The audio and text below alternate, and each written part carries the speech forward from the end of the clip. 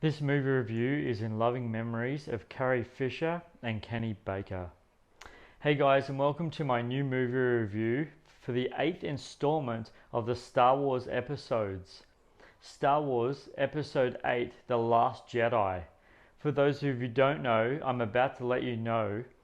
In order of episodes 1 to 8 this is not the order that they were filmed. Star Wars Episode 1, The Phantom Menace. Star Wars Episode 2, Attack of the Clones. Star Wars Episode 3, The Revenge of the Sith. Star Wars Episode 4, A New Hope. Star Wars Episode 5, The Empire Strikes Back. Star Wars Episode 6, Return of the Jedi. Star Wars Episode 7, The Force Awakens. And now for Star Wars 8, The Last Jedi. Is directed by Rian Johnson. It is rated M. It came out in 2017. The duration is 2 hours and 32 minutes. The cast of Star Wars 8 is Daisy Ridley as Rey, John Boyega as Finn, Mark Hamill as Luke Skywalker, and Carrie Fisher as Leia Organa. Guys, I actually thought that the opening joke was funny the first time I saw it, and if you've seen the movie, you know what I'm talking about. But then upon rewatching it, I thought to myself, nah,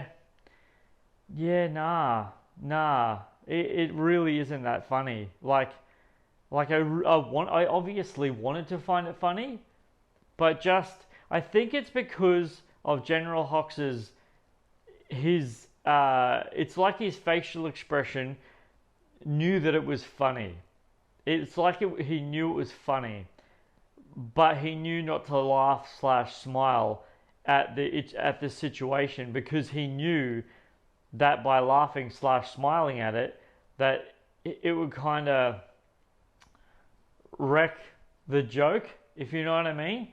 It wasn't the worst, and obviously one of the things that I really, really loved, if you've seen the movie, and those of you who haven't, I love the fact that the full opening of it, where it looks like that the ship is like falling. It looks like the camera's actually falling through space, and it's about to land on a planet, and what planet that is, you don't know, but I really like that. I really like the idea of a camera shot falling, and it didn't, which is funny because normally stuff like this does.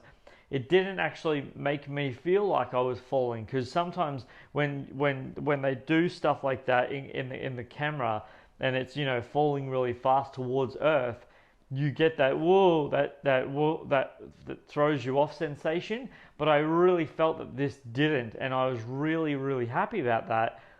But I like how it was executed. It just worked really well for me. I really liked how it happened. It was really, really well done like that. I absolutely loved in this film, right at the beginning, Luke's CGI hand. Now, if those of you who've been watching my movie reviews for all of the Star Wars films, that is one thing that I just find it incredible that they can put like green dots on someone's hand, and then in post production digitally make it that look like a robot, but an authentic robot, as in like that's his real hand. But it wasn't. It was literally Mark Hamill had maybe a glove on, like some sort of glove, and green or blue dots all over it. And then in post production, they literally do what they do best, and they make it look real when it's not real at all. I was really impressed by that, especially in this film. Just rewatching that, I mean, the CGI in the Star Wars franchises is just on point. And I really do genuinely believe, guys, that has a lot to do because of the fact that the scale of these movies is just so mammoth. Like they have so much to live up to. And speaking of so much to live up to, I mean, Star Wars Episode 9, The Rise of Skywalker, man, that has that. I honestly really feel, because of the fact that we're 9 movie episodes into the saga, it's almost like, and this, I know this is a kind of a weird analogy, but it's like the Fast and Furious movies. Like the next movie, it has just so much on its shoulders to live by, because of its prior movies have lived up to such high and ridiculously amazingly brilliant expectations of what fans want. Fans are not going to settle for second best anymore, because they know that the director, producers, writers, they know that they can bring it, and now they want it to be brought more than anything, more than ever before in the history of cinema. Because I mean, look, I mean, Disney owns it all now. I mean, Disney owns so much of it, it's not even funny. But it specifically, look at Avengers Endgame. Like, what the heck? A 3-hour movie is now the highest grossing film of all time. I mean, I know that the highest grossing film of all time was also a 3-hour movie, Titanic. But still, what? Like, really? Until, obviously, Avatar 2. But anyway, in terms of CGI, they are really, really, really bringing it. And I mean bringing it hard, heavy, and real. One of the characters in this movie specifically that I didn't hate, I didn't love, but he had such a small role in this, again, was Yoda. But in saying that, one of the things that I loved,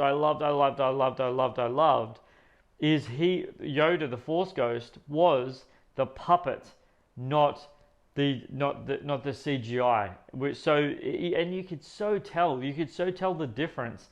And I'm really, really, really, really hoping that Star Wars Episode 9, The Rise of Skywalker, I'm really, really hoping that they bring in all the Force Ghosts back in that. I really want that to happen, probably more than anything, because of the fact of just how grounded it's going to make that last episode. But, you know, hey guys, only a couple of days away, and oh my gosh, I'm so ready.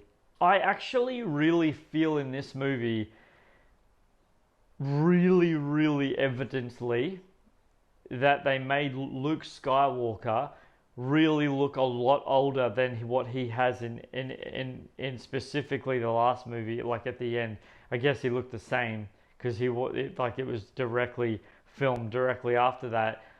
But I just really like that they aged Mark Hamill the way they did. Now, I'll tell you later on in this movie review about something that I kind of was a little bit annoyed at, but in the trivia, I'll explain it in the trivia.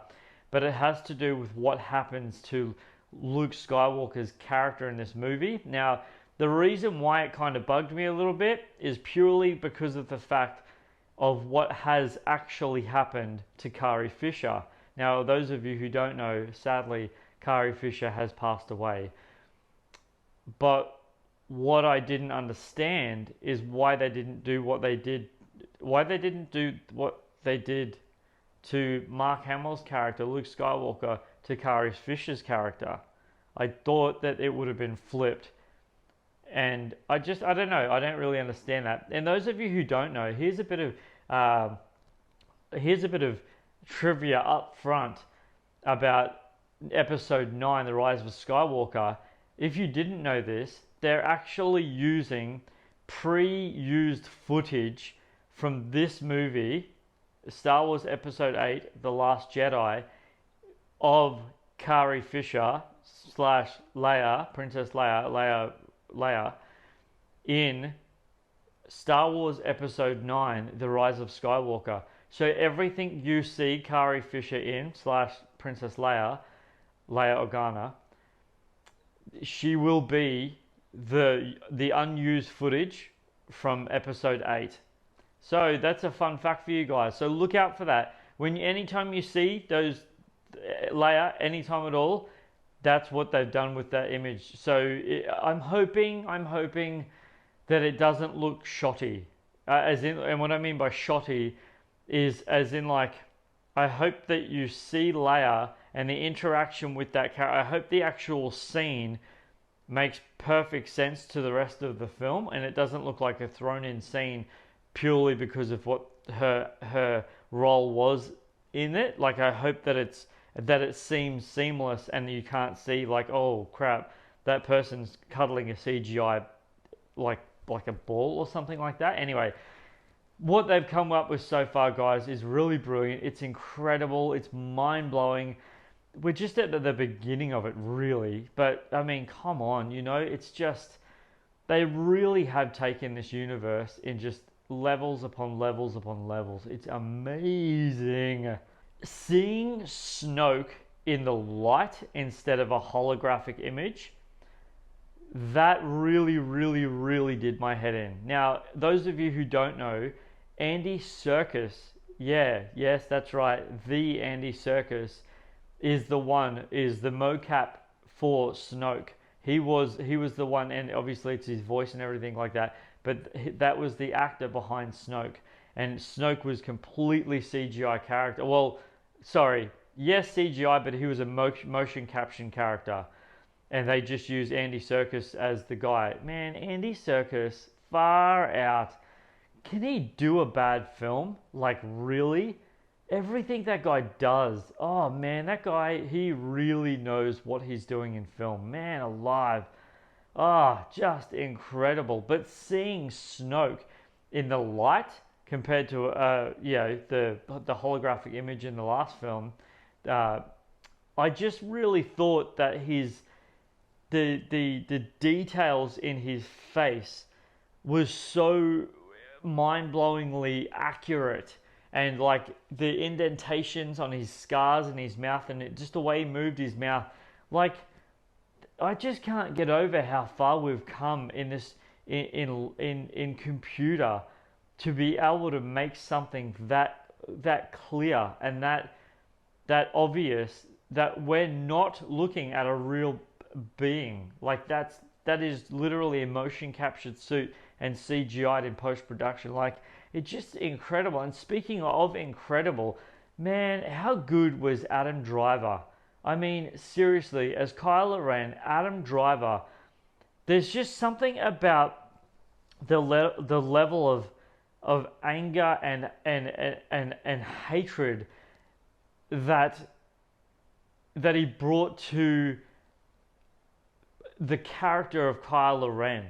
The intensity and the full-on magnitude of just grit and just anger in the film. And I'm honestly going to guess that Adam Driver in real life is a really, really happy person.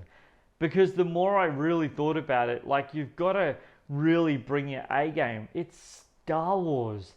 Like, people pick up on little things. And I mean, right at the end of the movie, no spoilers, guys. For those who've been following me for any period of time, I don't do spoilers in my reviews. But there's like a shootout scene, and they're trying to destroy something, and he's just every little detail. And obviously it's the direction, Rian Johnson's direction of where they wanted to take it, and how they wanted him to feel and the emotion behind it and stuff like that. But at the end of the day, Adam Driver, he's the one who's bringing it. It's no one else. It's Adam Driver. He's the one. He's, at the end of the day, he's doing it. It's all Adam Driver. And just really looking back and thinking, man alive, this dude is like, he's hitting it home. He really, really is hitting it home. I mean, like, I honestly, and I thought to myself after watching this film, I kept thinking to myself, I'm really, really interested to see the level that he brings in The Rise of Skywalker. Like, I really am interested to know how full on, I mean ridiculously full on, like, anger, or is his character going to do a full 360 and end up being supportive of the light side. But hey, time will tell. I got a really interesting question for you guys. Really, really interesting question. Did you see the water dragon in the background as Rey is walking up the hill? Did you catch it? This one right here. Yeah, that's right. How cool is that? I literally, as I was just watching it before, I picked up on it. I'm like, whoa, what did I just see? That was so cool. I just really, really love when the cinematographer is like, you know what? Let's do this in post production and let's throw something out that real fans, real people with real detail and intricacy and really, really, really know what they're looking for, and they see the stuff in the background, and it's almost like watching a movie on slow motion and just seeing all the background stuff and sort of distracting yourself from the upfront image of the big cast that's happening in front of you, and just literally really, really taking it in, and just, oh man, I tell you, when I saw that, I was like, hey, now that is awesome. That is absolutely incredible. I love when the filmmaker slash director shows the audience something without, like, it's almost like a subliminal thing, you know what I mean? It's like a subconscious thing. It's like, wait, did I just see a dragon? Did I just see a massive creature go into the water? I ate it up. I ate it up. I absolutely loved in this film, guys. I really, really genuinely appreciated the fact that they went back to using puppets in this film than to CGI animals and all that sort of stuff. I really, really... There was one of the biggest things, in my opinion, that the Star Wars saga has thrived from the fans, because the CGI was good. It was incredible. It was brilliantly, epically amazing. But there's a big, big difference in the visual aesthetics of it. Seeing a puppeteer, moving, like doing what they do best, like literally doing what they do best, moving this this little puppet around and interacting with humans, speaking, like Yoda, hello, thank you very much, Frank Oz, you're amazing. Do you know what I mean? Like, seeing that sort of stuff, I just thought to myself, that is just, they've really, really, really captured, sort of recaptured the elements, not only the explosions, the chase scenes, the intensity, the heartfelt moments, the full-onness, all that sort of stuff wrapped in one, but toning it back down to puppeteering. Like, really, where Star Wars began, the puppeteering of it, it was such a breath of fresh air, and I really genuinely hope, as I said just before, guys, that I really hope that they bring those back into the Force Ghost. I will be pleasantly delighted.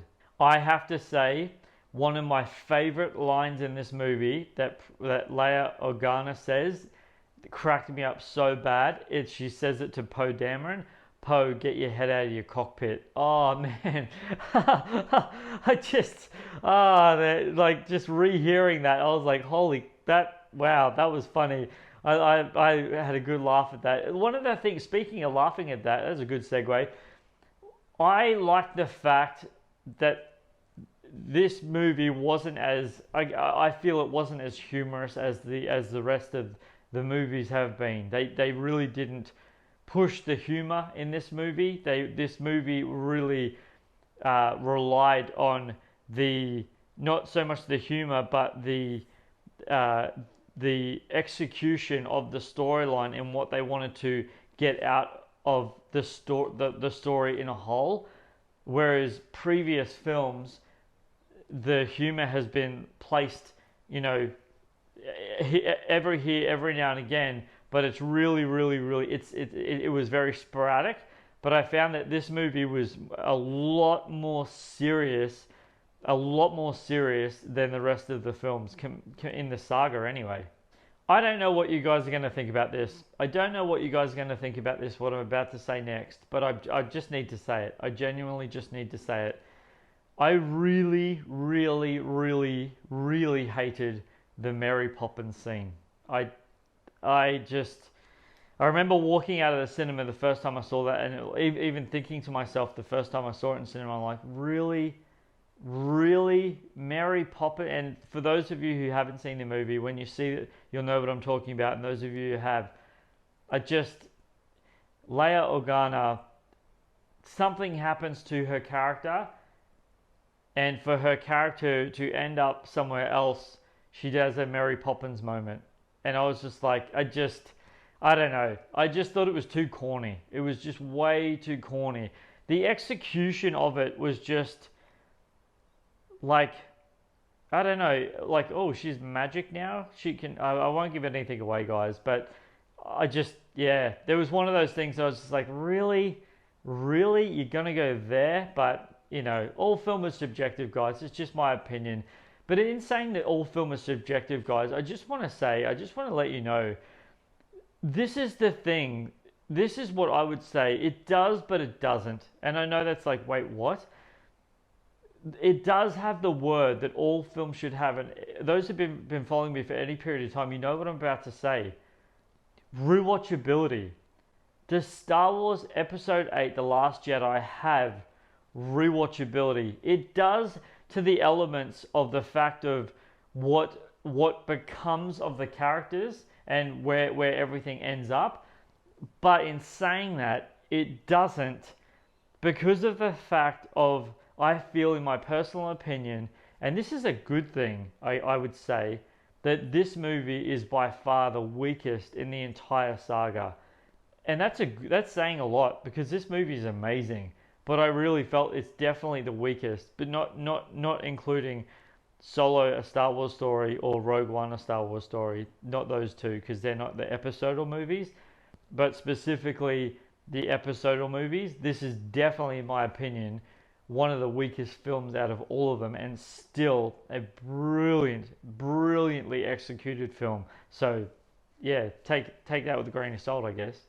Even though there were aliens in the casino sequence, whatever you want to call it, in my opinion, I actually felt it was, just the way I felt about it, I felt that scene, that element of the movie felt too earthly, because of the fact that it was in a casino.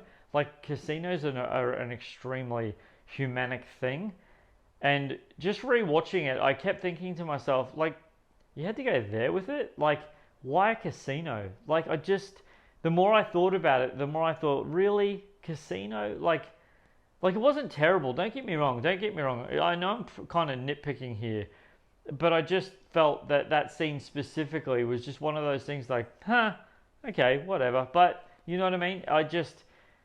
It just felt too human-like. Like, I know that most of the characters and stuff are human, and there's aliens and stuff, but where, like, because of the situational elements of Star Wars, it never feels like Earth.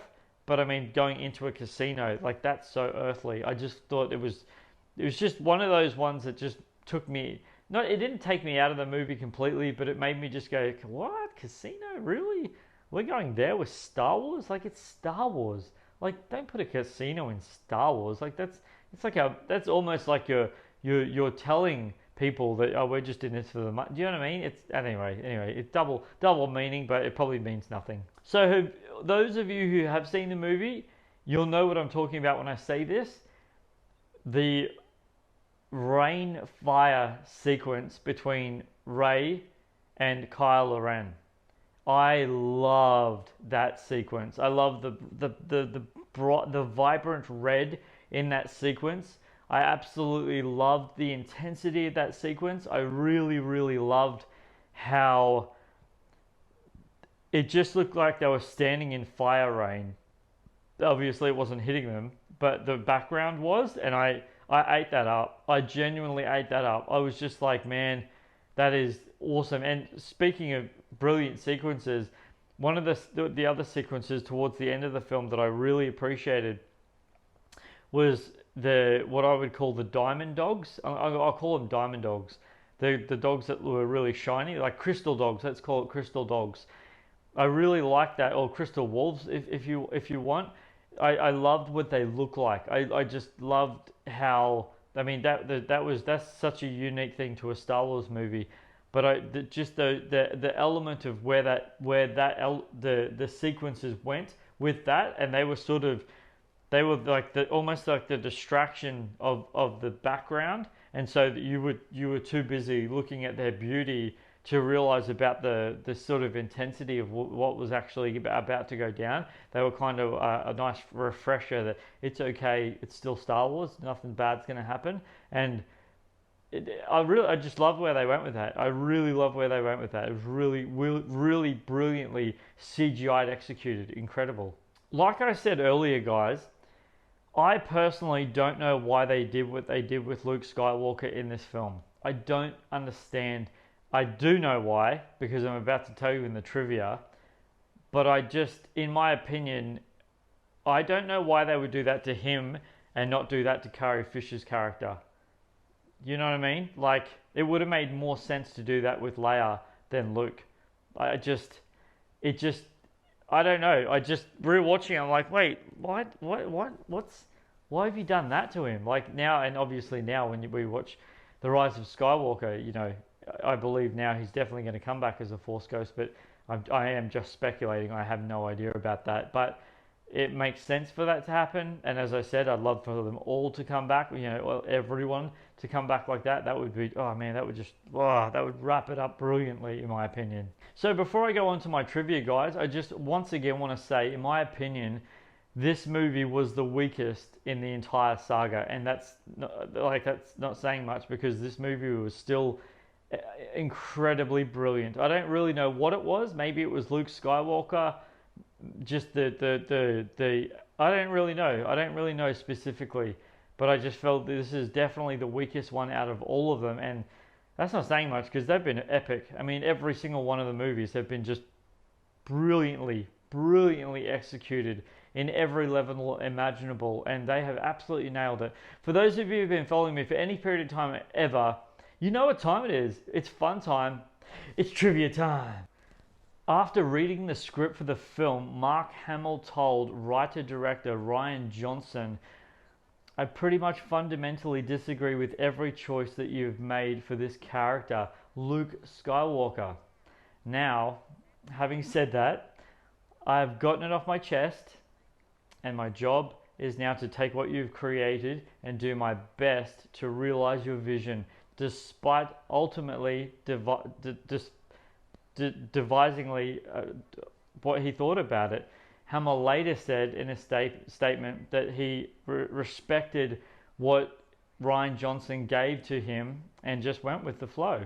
Next, guys, Mark Hamill and Rian Johnson revealed that after a screening, he wanted to play a CG character as Luke Skywalker in addition to what he was, saying that he'd previously done it before. He did it before in a computer game, Star Citizen, in a film.